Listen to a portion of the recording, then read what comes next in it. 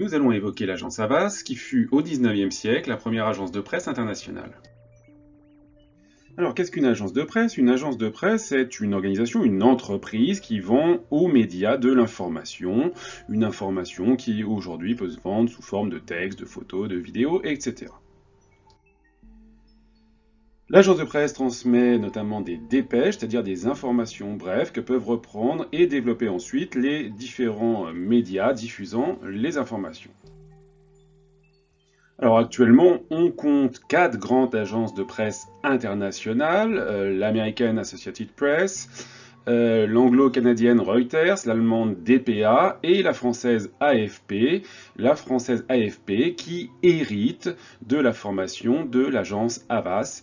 Notons que ces 4 agences de presse ont toutes une origine commune au XIXe siècle et que celui qui fut précurseur en la matière fut Charles-Louis Havas. Alors, Charles-Louis Havas naquit en 1783 dans la ville de Rouen. Charles-Louis Havas naît dans une famille catholique et bourgeoise de Rouen. Son père, diplômé en droit, inspecteur royal de la librairie de Rouen, est chargé du contrôle des ballots de livres étrangers et des travaux donnés aux imprimeurs. On voit ici que, d'une certaine façon, son fils assume un petit peu son héritage. Charles-Louis le père épouse en 1780 Marie-Anne Bellard, qui est la fille d'un raffineur de sucre de la ville, qui lui donne 6 enfants, donc parmi lesquels on retrouve Charles-Louis. Avec la Révolution, Havas père change d'activité et se lance dans le négoce du coton. Une activité qui l'amène dès lors à nouer des liens avec les pouvoirs en place et à exercer son activité à l'international. À la suite de son père, Charles-Louis Havas se lance lui aussi à 22 ans dans le négoce. Alors pour ce faire, il bénéficie d'une rencontre en 1805 avec un ami de la famille, Gabriel Julien Ouvrard, qui est un prestigieux négociant qui lui propose de venir travailler à ses côtés à Nantes. Bénéficiant de cette puissante protection, Charles-Louis y exploite des licences d'importation et devient assez vite le fournisseur des armées impériales. Il y apprend le grand négoce, achète, vend du blé, du coton, des denrées coloniales comme le sucre, le café ou encore le cacao.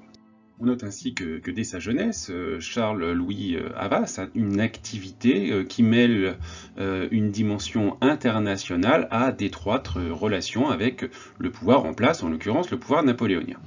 Lors de cette période, Charles-Louis Havas est envoyé à Lisbonne pour y travailler, toujours pour le compte de Gabriel Julien Ouvrard, l'occasion pour lui de s'enrichir en faisant une plus-value importante sur le coton brésilien. Au Portugal, il travaille pour Durand-Guillaume de la Roure, propriétaire d'une des grosses maisons de commerce françaises, dont Charles-Louis finit par épouser la fille. Alors, l'enrichissement rapide de Charles-Louis Havas lui permet de revenir à Paris et d'y jouer un rôle de banquier, un banquier qui spécule sur les emprunts publics au moment où les guerres napoléoniennes creusent le déficit de l'État. Mais malheureusement pour Charles-Louis, la défaite finale de Napoléon à Waterloo met fin à l'Empire et provoque sa ruine. Il doit dès lors tout redémarrer à zéro. Pour se relancer, Charles-Louis Havas bénéficie une nouvelle fois de l'amitié qui le lie à Gabriel Julien Ouvrard. Celui-ci cherche en effet à développer une activité financière internationale et il a besoin pour cela du soutien de Charles-Louis. La spéculation internationale reposant en effet sur une information de qualité, Ouvrard a besoin de quelqu'un qui peut lui résumer et lui traduire le contenu des principaux journaux du monde. Or, Charles-Louis Havas parle anglais et allemand et son épouse, née à Lisbonne, maîtrise l'espagnol et le portugais. Le couple est ainsi placé à la tête d'un bureau de renseignement économique et financier au service exclusif de Gabriel Julien Ouvrard, devenu ainsi banquier. Néanmoins, en 1825, une crise boursière met fin à l'entreprise et à la fortune d'Ouvrard. Néanmoins, l'expérience va profiter à Havas qui va la mettre à profit quelques années plus tard. Et c'est l'évolution politique de la France qui va offrir à Charles-Louis Havas de nouvelles opportunités économiques. En effet, après la mort de Louis XVIII, Charles X, qui lui succède, veut rétablir une monarchie plus traditionnelle en France et veut faire fi des acquis révolutionnaires. Ainsi, en 1830, il décide entre autres de suspendre la liberté de la presse.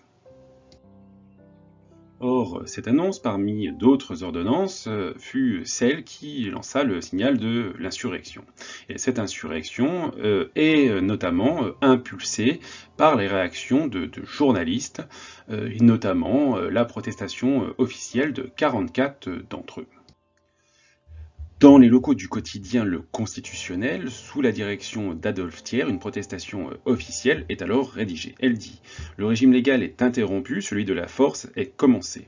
Dans la situation où nous sommes placés, l'obéissance cesse d'être un devoir. Aujourd'hui, donc, des ministres criminels ont violé la légalité, nous sommes dispensés d'obéir. Nous essaierons de publier nos feuilles sans demander l'autorisation qui nous est imposée. » Charles-Louis Havas, qui écrit alors de temps en temps des articles pour ce quotidien, est présent dans les locaux de la rue Valois. Dès lors, des journaux paraissent sans autorisation en publiant ce texte. C'est un des signaux qui lance l'insurrection, insurrection qui engendre des barricades et qui, après 3 jours d'émeutes, amène à l'abdication de Charles X et à l'arrivée de Louis-Philippe sur le trône à la place de Charles X. Alors la monarchie de Juillet renouant dès lors avec les principes de la liberté de la presse, même si celle-ci est loin d'être absolue, eh bien Charles-Louis Havas entend bien profiter de l'opportunité. Havas met à profit son expérience en créant en 1832 le Bureau de traduction des journaux étrangers qui devient ultérieurement le Bureau des nouvelles et c'est finalement en 1832 que naît ce qu'on appelle l'agence Havas. Havas recrute dès lors des correspondants à travers toute l'Europe et collecte des informations qu'il centralise avant de les diffuser. Il crée ainsi le concept de l'agence de presse mondiale. En 1835, Havas achève le processus de création de son agence de presse avec la formation de l'agence des feuilles politiques, correspondance générale. Le succès de l'entreprise Havas repose sur sa capacité à centraliser rapidement des informations diverses. Or, pour cela, l'agence obtient un privilège de transmission accélérée de ses dépêches par la poste. Si Havas est une agence privée, on va voir que finalement son succès repose largement sur sa capacité à entretenir des liens privilégiés avec les pouvoirs en place. À partir de 1840, les nouvelles en provenance des journaux et des marchés boursiers à l'étranger transitent largement par pigeons voyageurs, une ancienne technique mais toujours très utile pour faire voyager l'information. Mais l'agence bénéficie également d'innovations technologiques, dans un premier temps le télégraphe dit de Chappe, puis à partir de 1845, le télégraphe électrique dont les premières lignes sont mises en place entre Paris et Rouen, Paris-Orléans, puis Paris et Lille. L'agence tend alors à s'étendre à l'international, ainsi entre 1854 et 1856, elle entend couvrir la guerre de Crimée, et cela l'amène à étendre son réseau européen jusqu'à Saint-Pétersbourg et à la région du Bosphore. Mais ce qui assure à l'agence Havas son succès, ce sont les relations privilégiées qu'entretient Havas avec les autorités politiques. Celles-ci lui assurent en effet le marché de la distribution des informations au sein du pouvoir. Il est ainsi chargé des informations à destination des préfets, sous-préfets et membres du gouvernement. Il bénéficie ainsi de différents privilèges qui lui permettent de dominer ses concurrents. Havas bénéficie ainsi d'un véritable monopole dans la diffusion de dépêches de l'international vers les quotidiens français. Et ce monopole dispose de nombreux journalistes, d'autant que la liberté de presse reste en réalité fort restreinte sous la monarchie de Juillet. L'écrivain Honoré de Balzac va se faire l'écho de ces critiques. Le 25 août 1840, il écrit ainsi un article virulent à l'encontre d'Havas dans la Revue parisienne. Balzac dénonce la proximité intéressée d'Havas avec les pouvoirs politiques, les privilèges qui lui assurent le succès de son entreprise en échange de services rendus au pouvoir, et il conclut en montrant que son action limite la liberté de la presse en relayant les intérêts du gouvernement à travers les publications qui sont diffusées. Balzac dit ainsi: « Le public peut croire qu'il existe plusieurs journaux, mais il n'y a en définitive qu'un seul journal, Monsieur Havas. » Face à ces critiques, Havas ne se laisse pas faire et se défend. Il dit ne faire que présenter les informations comme une matière brute, non transformée, en particulier dans le domaine de l'économie grâce aux différents journalistes qui travaillent pour son compte dans les différentes capitales d'Europe. Quoi qu'il en soit, il continue de développer son activité en recrutant notamment des journalistes allemands de la nouvelle génération comme Julius Reuters ou Bernhard Wolff. Avant de prendre sa retraite, Havas se lance en 1852 dans l'activité publicitaire, ce qui n'est pas sans poser certaines questions éthiques, tant il peut faire fructifier cette activité par les privilèges dont il bénéficie dans son activité d'agence de presse. Cette même année 1852 est l'année que choisit Charles-Louis Havas pour prendre sa retraite. Il cède alors la place à ses deux fils, Charles-Guillaume et Auguste. Pour réduire les coûts de fonctionnement, ceux-ci conviennent en 1859 d'un partage du monde avec les nouvelles agences Reuters et Wolff, l'une fondée à Londres et l'autre à Berlin. Parallèlement, l'agence continue de bénéficier d'innovations techniques pour faciliter la diffusion des informations. Ainsi, en 1866, un premier câble transatlantique relie l'Europe au continent américain. 2 ans après son invention par Alexander Graham Bell, le téléphone arrive en Europe en 1877 et est bien sûr utilisé par l'agence.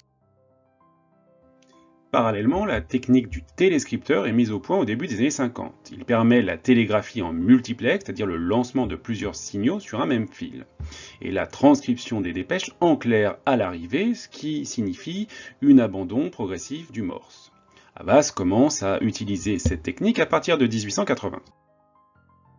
Au préalable, l'entreprise avait perdu son caractère familial. En effet, après le décès de Charles Guillaume en 1873, Auguste prend sa retraite en 1879 et cède l'entreprise au baron Émile d'Erlanger. Le banquier décide alors de la transformer en société anonyme pour en augmenter la capitalisation en transformant ses parts en actions. L'agence connaît alors un développement très important puisqu'en 1881, la presse est rendue libre par la Troisième République sans contrainte et dès lors elle connaît un fort développement. On peut même considérer que s'ouvre alors un véritable âge d'or. Mais en 1840, avec l'occupation allemande, l'agence perd son indépendance. La branche publicité reste dans le privé sous le nom d'Havas, mais la branche d'information passe sous le contrôle de l'État français sous le nom d'Office français d'information. C'est dès lors une nouvelle histoire qui s'ouvre pour l'agence de presse.